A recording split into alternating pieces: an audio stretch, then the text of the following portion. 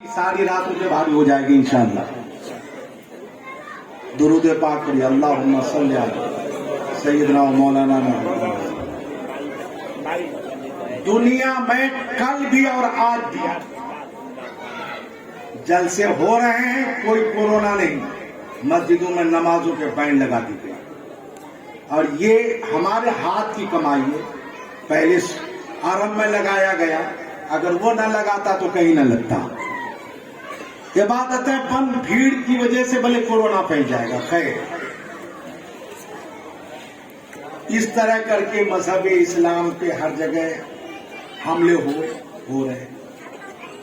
मुअर्रिखीन कहते हैं कि जितने हमले इस्लाम और इस्लाम के कानून पे हुए, अब तक किसी और मजहब पे होता वो मजहब मिट जाता।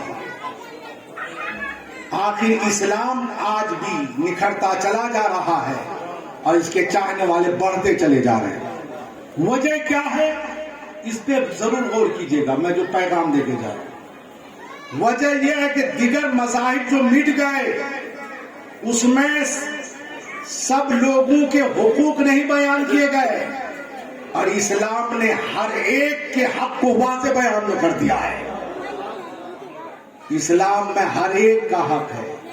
बीवी का क्या हक, शौहर का क्या हक, हाकिम का क्या हक, महकूम का क्या हक, रियाया का क्या हक, उस्ताद का क्या हक, बाप का क्या हक, बेटे का क्या हक, किसका कितना रुतबा है, इस्लाम ने अता कर दिया। और जब हुकूक मिलते रहे, मजहब बढ़ता रहा।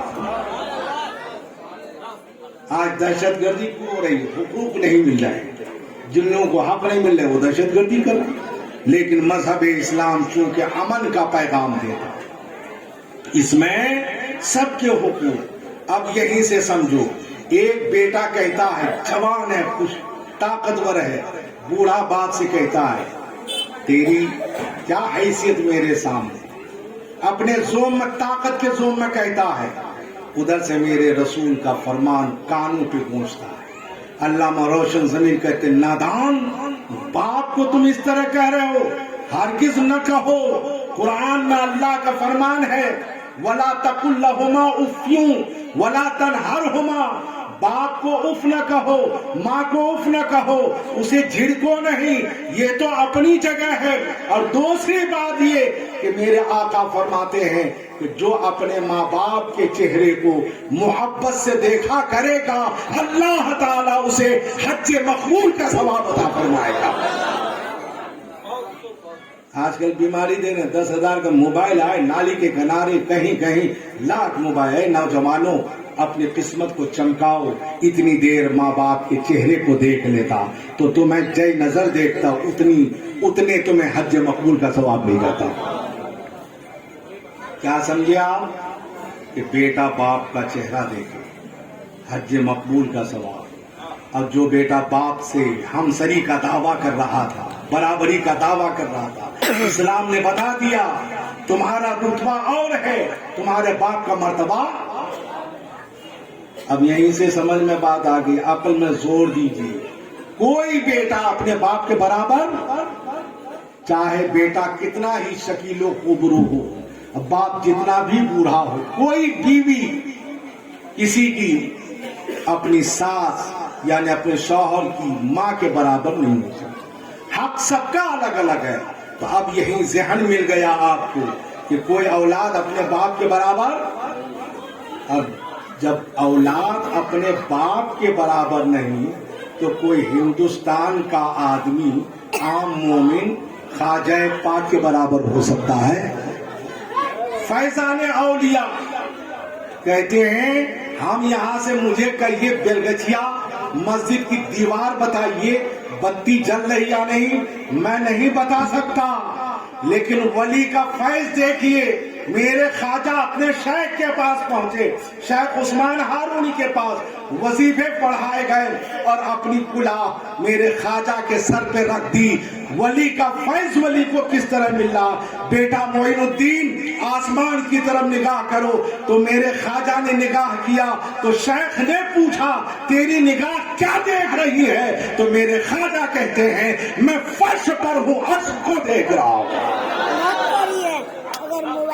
ولی کا فیض دی، کہتے ہیں اجمیر میں کیا ملتا ہے؟ جاؤ نہیں، میرے اعلیٰ حضرت فرماتے ہیں ہندوستان میں اگر سب سے مقبول جگہ ہے دعا کی تو اجمیر کی درگاہ ہے۔ سبحان اللہ۔ آپ کہیے گا جو خدا یہاں دیتا وہ خدا وہاں بھی دیتا۔ میں نے کہا ٹھیک ہے، رحمت خدا کی ہر جگہ ہے۔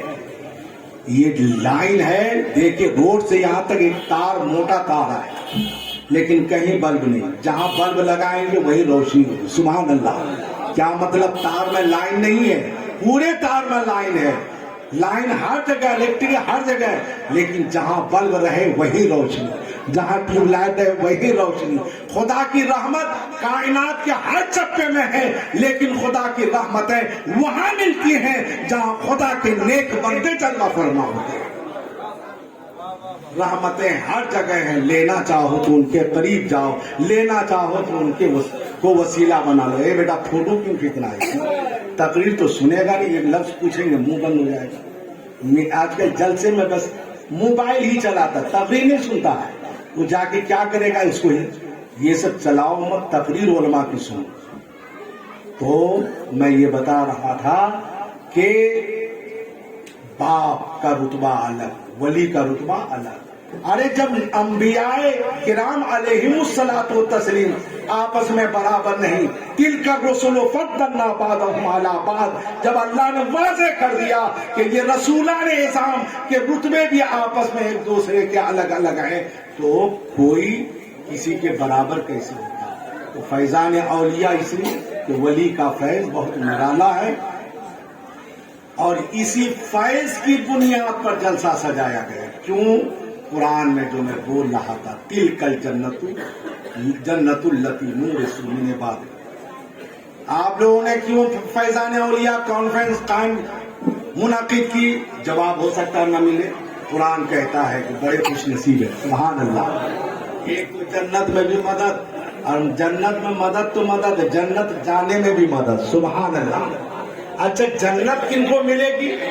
قرآن نے واضح کر دیا، اعدت للمتقین، ہم نے جنت جو تیار کی پرہیزگاروں کے لیے، تو جتنے پرہیزگار ان کے لیے جنت ہے، اور جتنے اولیاء ہیں سب پرہیزگار ہیں۔ سبحان اللہ۔ اس لیے اللہ نے فرمایا تلک الجنت التی نورث من عبادنا من کان تقیا، یہ جو جنت ہم نے بنائی ہے اس کے حقدار پرہیزگار لوگ ہیں۔ سبحان اللہ، پرہیزگار لوگ ہیں۔ اب یہیں سے بات آپ اپنی ذہن میں یہ طے کر لیجئے کہ جتنے بھی اولیاء کرام ہیں یہ متقی لوگ ولی ہوتے ہیں، اور جو ولی ہوتے ہیں وہ جنت کے حقدار ہیں۔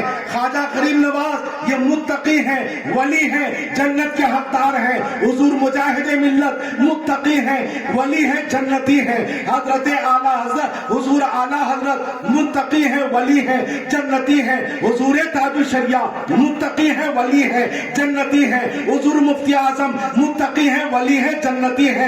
جتنے حضور مخدوم سملہ متقی ہیں، حضور حافظ ملت متقی ہیں، جنتی ہیں۔ پتا چلا کہ جتنے اولیاء سب متقی، اور سب متقی کو جنت ملے گی۔ چلو پھر کچھیا میں ان اولیاء کا چرچا کر لو، تاکہ جب یہ جنت میں جائے تو اپنے چرچا کرنے والوں کو اپنے ساتھ جنت میں لے کے جائے۔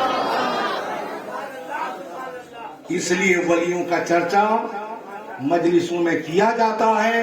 مل نہیں سکتا خدا ان کا وسیلہ چھوڑ کر، غیر ممکن ہے کہ چڑھیے چھت پہ زینہ چھوڑ کر، اور متاع زندگی جس نے، اور اعلیٰ حضرت فرماتے ہیں کہ اگر ولی کے قریب نہ رہو گے در بدر کی ٹھوکریں کھاؤ گے۔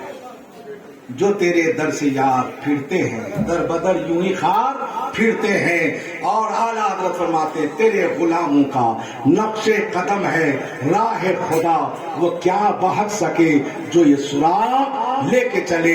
فیضان اولیاء سے آج کی رات کی برکت ہے، اور یہ نیا سال شمسی جو آ رہا ہے، اس سال کی تمام بلائیں اللہ دور فرما دے۔ آمین ثم آمین۔ السلام علیکم۔